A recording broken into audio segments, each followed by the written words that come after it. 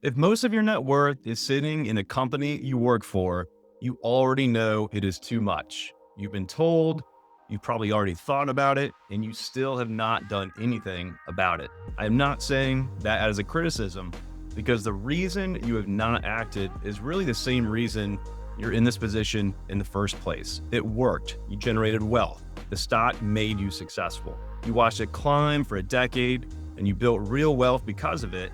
And walking away from something that has already worked feels wrong, especially when someone in the hallway is throwing around a price target like it's guaranteed. I had a client not long ago from a company headquartered here in Charlotte who mentioned almost in passing that the stock was heading up big time. It was not coming from a research report or an advisor. It was water cooler talk, a number someone threw out in a hallway, and you could see how it completely had taken root. That is not stupidity. That is the fear of missing out. And FOMO is extremely real when the thing you were afraid of missing is the exact same thing that actually made you wealthy. Another client at the same company told me they had recently started contributing to a target date fund instead of the company stock for their 401k. And when I asked what had changed, she said they had actually been told internally to stop concentrating into the company stock. The company was saying it out loud, and they still had not done much about it, because knowing something is a risk and being motivated to act on it are two entirely different things. What actually moves people is almost always a big transition approaching. Age 55, 59 and a half, thinking about leaving the company, or something shifting in their life that really does make the future feel more real than today's stock price. That is when the door opens. And when it does, there is one thing I want you to understand before you do anything. The decision to sell is not the hard part.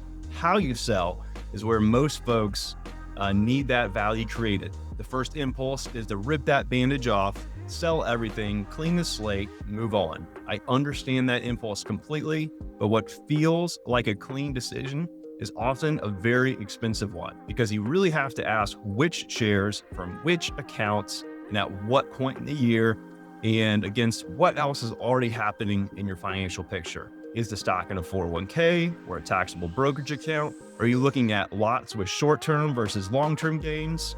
What is the cost basis on each lot?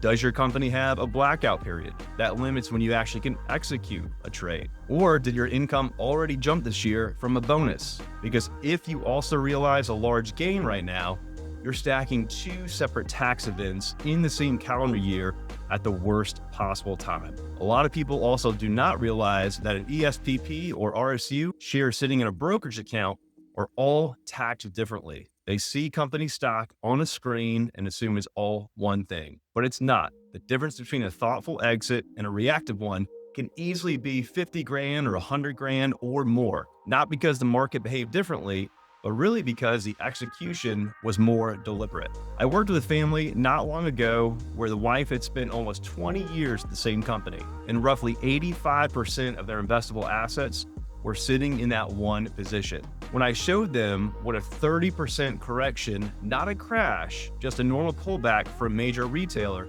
would do to their retirement picture, the conversation changed immediately. It changed not because they panicked, but because they finally had the real numbers in front of them. We built a multi-year plan, identified which lots had long-term versus short-term gains, and we mapped out the timing against their other income events. We spread the sales out across several years, so we're not triggering one enormous tax event in a single calendar year.